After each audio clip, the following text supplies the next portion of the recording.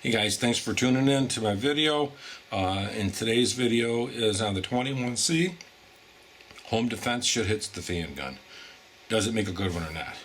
This is the 21C. Okay, you can see it is empty. That was a dummy round I always keep in my guns, but it is empty. Okay, cleared. Nothing in it.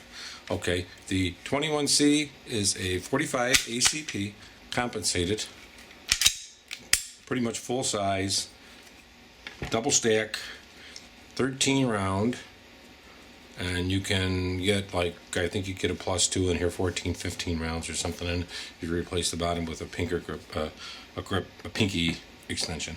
You can also get a 27 round. This is 26 here, +2.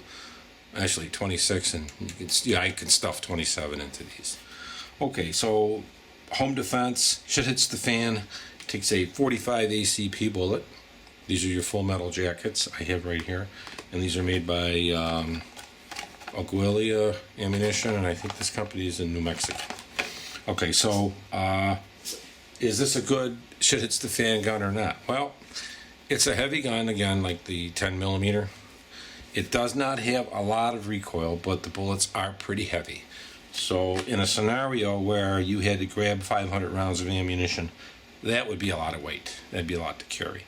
So you have to think about that. But if you just loaded a few of these up and threw them in your car, and if you had enough, if you had 5 or 10 of them, you'd have a few hundred rounds, or 200 rounds, and you could just load those in your car and use them when you wanted to. So there's pluses and minuses to all guns you decide to get, and if you're going to use them for defense. The nice thing about a Glock, just like all of them, it's idiot proof, very few parts, very reliable. It's polymer with metal slide and barrel. Okay, takedown is fairly easy on these guns. See, you just take them down. This one has a guide rod laser in it, so that is an option. You can get a lot of just different parts for these guns, guide rod lasers, everything else. I polished some of the parts inside.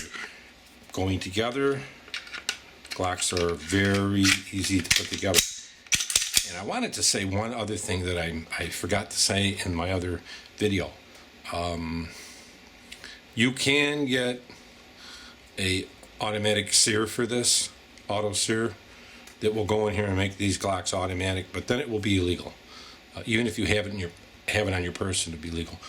But in a shit hits the fan scenario, I don't know. Apocalypse Now, I don't know. That's just that they do make it for this. You could change this, and then this will be full automatic, this gun. But as I weigh the benefits of this, and also this one has the guide rod laser, so you can get lasers for these too. Oh, just turn that on. Okay. So that depends. I would have to say reliability is a 10. This is out of a 1 to 10. Weight's probably like an 8 because it's a little heavier, and it is heavier. And I'm comparing everything to like a 5.7, so it's a lot heavier than 5.7. And a 5.7's a 20 round capacity gun. Firepower, it's right up there. Recoil and handability, I would say it's a 10 because 45 is really not that bad for firing. But where just like all the guns, when they get heavier like this, you're going to need a lot. It's kind of heavy to carry this ammunition.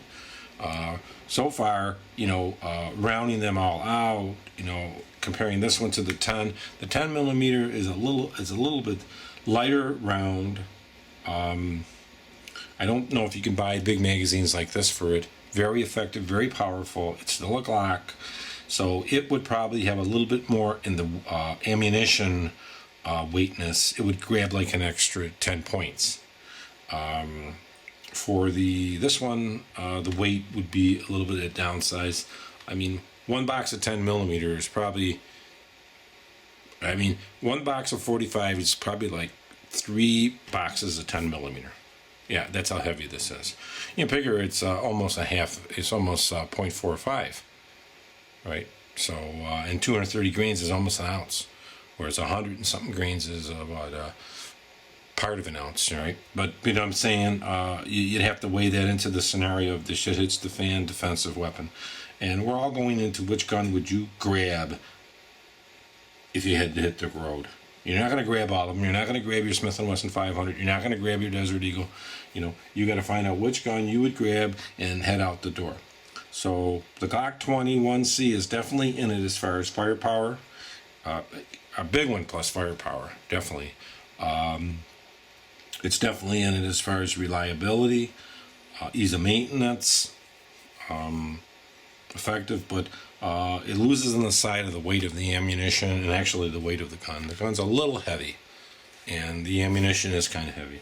But, you know, when I'm comparing them heavy, I'm comparing this to a 5.7, the weight of a 5.7 compared to the weight of a Glock. It does have an all-steel slide, you know, so you have to look at that aspect. But they're easy to take apart. Like I say, you might want to buy some extra parts, like a trigger grip assembly if you have this for your shit hits the fan. But the compensated models, like I say, are nice because they will allow you to be more on target. And there's a lot of accessories you can get for these too. So there's like, you know, threaded barrels and fiber optic sights and lasers, and you know, there's a lot of different parts you can get for these guns to make them, you know, fit your needs. But we're basically talking about on the road, had to take off, can only grab maybe 1 or 2 guns, and that's it. Pistols always would be better, but like with this, you know, with these high capacity rounds, so you load up 5 of these, throw them in the car, grab a few boxes of ammunition, whatever you could grab the gun. Normally you're going to want a rifle and a pistol, but right now we're just talking about home defense, shit hits the fan gun. And I'd like your opinions. I'd like to know what you think as far as, you know, the Glock 21C and why or why not. So as we move on, we're going to be getting to the big caliber guns too, which are, you know, it's almost ridiculous. But we are gonna go through some of them to compare them, whether they would be good hits the fan weapon, and they might be in certain scenarios where, like, you have to stop a car or something, you know, something like that. You'd have to, you know, put a bullet through an engine block. So they might have their scenario too. Depends on how much shooting you're going to do. So, well, we have to weigh this. So thanks for looking at the video, and, you know, just tell me what you think. Okay, I appreciate your opinion. Thanks a lot, guys.